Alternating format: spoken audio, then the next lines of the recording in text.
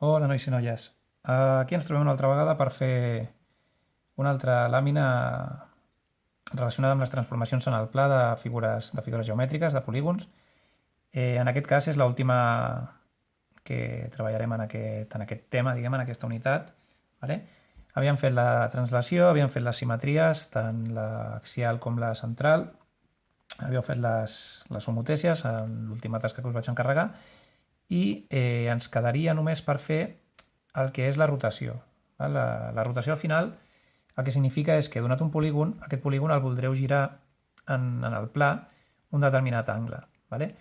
Aquí he preparat un parell d'exercicis, un de 70 graus i un altre de menys 32 graus, bàsicament perquè sapigueu que poden ser positius i negatius. D'acord? Aleshores, què significa que un angle sigui positiu?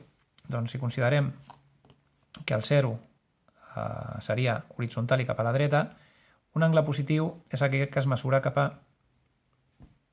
allà, vale? En sentit antihorari. Això seria 0, vale? 10, 20, 30, 40, 50, 60, i així aniríem sumant.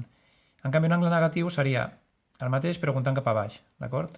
Això seria menys 10, menys 20, menys 30, menys 40, etc. Val? Aleshores, al final l'objectiu ja us dic és que aquest objecte que tinc aquí o aquest objecte que tinc aquí a baix hagin girat, vale? Hagin rotat en l'espai.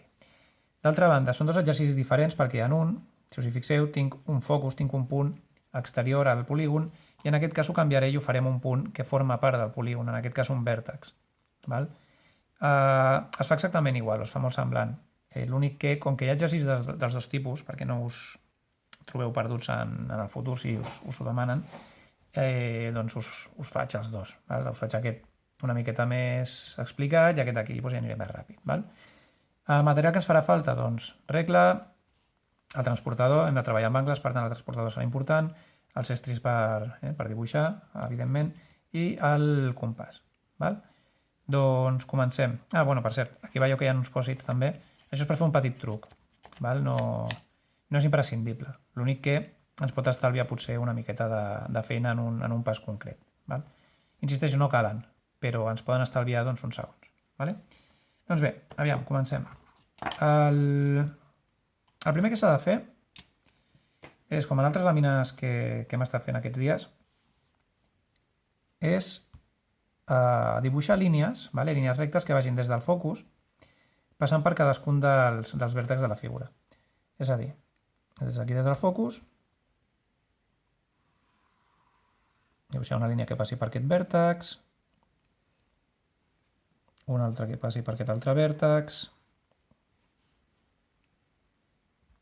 una altra que passi per aquest altre vèrtex i una altra que passi per l'últim vèrtex. Vale? Aleshores, des de cadascuna d'aquestes línies haurem de mesurar l'angle que m'hagin demanat. En aquest cas, menys 32. És a dir, que de cada línia hauria de fer un angle de 32 graus en sentit horari, és a dir, cap aquí. Vale? Des d'aquesta línia em quedaria una cosa per aquí, des d'aquesta línia una cosa per aquí. Això ho podem fer directament amb el transportador. Hauríem de col·locar-nos amb el centre del transportador, val? En el vèrtex de la figura, de totes aquestes línies que han sortit en el focus, i buscar els 32 graus, que en aquest cas estarien per aquí. Val? En un transportador val la pena comentar que hi ha dues escales, una externa i una altra interna. Aquí us posa el 30 i el 150, val? Perquè depèn des d'on mesureu, esteu fent un o esteu fent l'altre. En aquest cas, com que l'angle ha de ser de 32, que és un angle agut, si el 0 està aquí, val? Que és la línia on m'he recolzat, aleshores un angle agut em sortirà amb aquest angle, no amb aquest. Si tirés cap aquí seria obtús. Val? Per tant, aquí heu d'aplicar la lògica. Si ha de ser un angle de 30, que és un angle petit, és un angle agut, ho he de fer cap aquí. Val? Heu de ser curosos amb això perquè són errors que després us condenen un exercici sencer. Val. El truquet en què consistiria? Aviam, el truquet consistirà en el següent. Per no haver d'estar manipulant aquest estri, val? Que a alguns us fa una mica de por, us resulta incòmode, el que podeu fer és fer-vos una petita plantilla. Com? Doncs amb un paperet, post-it o un paper de llibreta o el que tingueu a mà. En un examen, evidentment, això no ho podreu fer segurament, però si esteu fent un exercici, doncs sí. Doncs recolzant en el peu del paper, val? I posant al centre a la cantonadeta, mesuraríem els 32 graus, que serien per aquí. Val? Aleshores, de nou des de la cantonadeta, em faig una línia pam, i la tiro cap aquí. I aquest paper, a part de marcar-me que l'angle està per aquí, això són els 32 graus, aquest angle me'l retallo.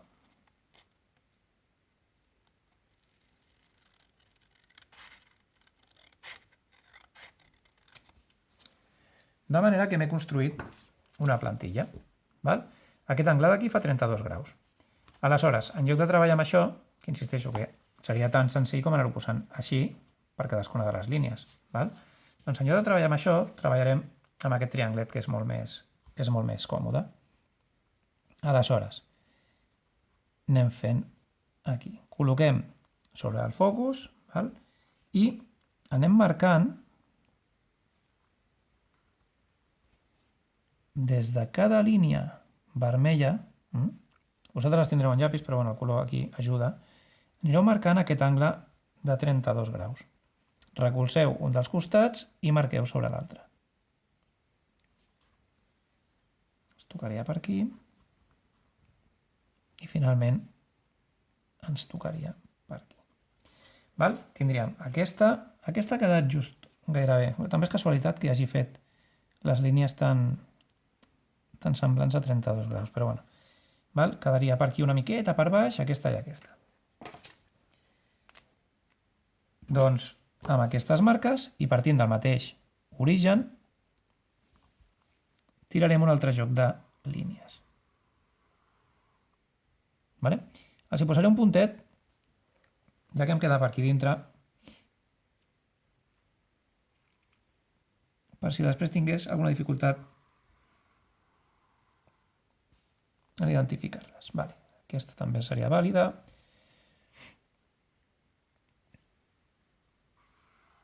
Aquesta. I finalment aquesta d'aquí. Molt bé, tindríem una i una altra. Molt bé. Val, doncs ara l'únic que queda és traslladar, o sigui, ja les línies de referència ja les tinc, ara el que queda és traslladar cada punt allà on li correspon. Per això tenim el compàs. Vale? Recordeu que per traslladar mides, per traslladar distàncies, l'eina que tenim més precisa és el compàs. Aleshores, ens col·loquem en el focus, molt ben centradets, i anem agafant. Vale? Jo faig sempre en ordre perquè després ja així no em perdo amb les línies. Començaríem per la primera de totes. La primera era aquesta, no? Doncs aquí em faig la marca. Obrim fins a la segona línia on tingui el vèrtex, que seria per aquí. Busco la segona línia, que era aquesta, i em faig una altra marca. La tercera línia és aquesta d'aquí i el vèrtex està col·locat aquí. Doncs, tercera línia, faig la marca. I finalment, la quarta línia és aquesta d'aquí. Obro fins al vèrtex i em porto la mida fins aquí a baix. Val? De manera que ja la distància les tinc totes traslladades. Doncs ara el que hem de fer és replicar la figura aquí a baix. Aviam, això com va?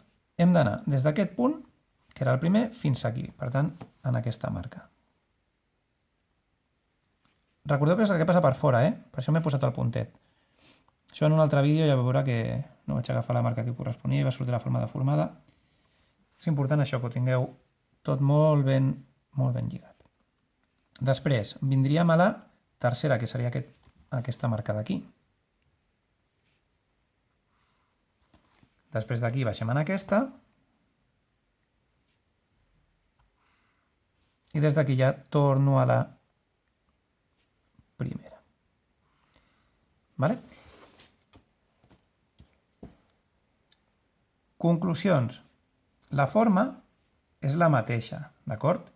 L'únic que aquesta part d'aquí, aquesta figura d'aquí, està rotada 32 graus respecte de la primera. És com si aquí tinguéssiu un eix de gir, vale? I això estigués d'alguna manera lligat aquí i ho estigués fent girar per tot l'espai.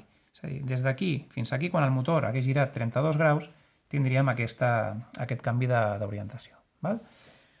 Ara farem el mateix amb 70 graus i amb aquesta figura d'aquí. 70 graus són positius, per tant hem d'anar cap allà. Aleshores, aquí l'únic que canvia és que el focus està col·locat en un vèrtex. però es fa exactament igual. Val? Des del focus tirarem línia per cada vèrtex. Aleshores, en aquest cas, per exemple, seria aquest costat d'aquí. No cal ni que el torni a dibuixar. Per aquest punt d'aquí sí que podríem fer una línia. O hauríem de fer una línia. Per aquest punt d'aquí és el costat directe, veieu? Per tant, no caldria. És a dir, que encara seria més ràpid. Aleshores, tornem a fer... O bueno, aquest el farem al transportador perquè com surten poques línies. Col·locarem, si fos amb el transportador, col·loquem en l'origen, en el focus, el punt on es tallen aquestes línies i orientem el 0 amb aquella línia que volem traslladar. L'angle de 70 graus és un angle agut, per tant, fem servir l'escala que està més a prop, el 70, que és aquesta. Em quedaria per aquí. Aleshores, busquem la següent línia.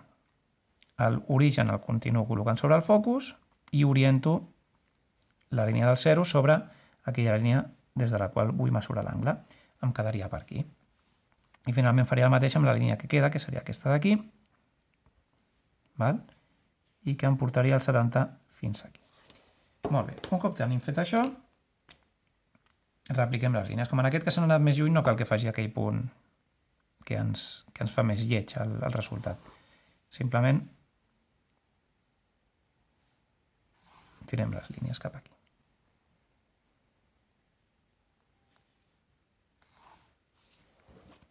Molt bé. Per tant, 1, 2, 3.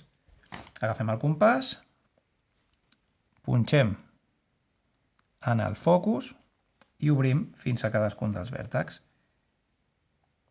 La línia inferior correspon amb la primera que he fet d'allà, doncs aquí. Aquesta d'aquí seria la segona, per tant, marcaríem aquí. I finalment la tercera línia que hem fet correspon amb aquesta d'aquí, amb aquest costat. Per tant, tercera marca la faig aquí. I un cop tinc fet això, començant des d'aquí, aquest és el quart punt, per això ens ha sortit només 3 línies i 3 marques, perquè la quarta està aquí, és just on està el focus. L'únic que hem de fer és anar unint aquests punts en ordre, com sempre.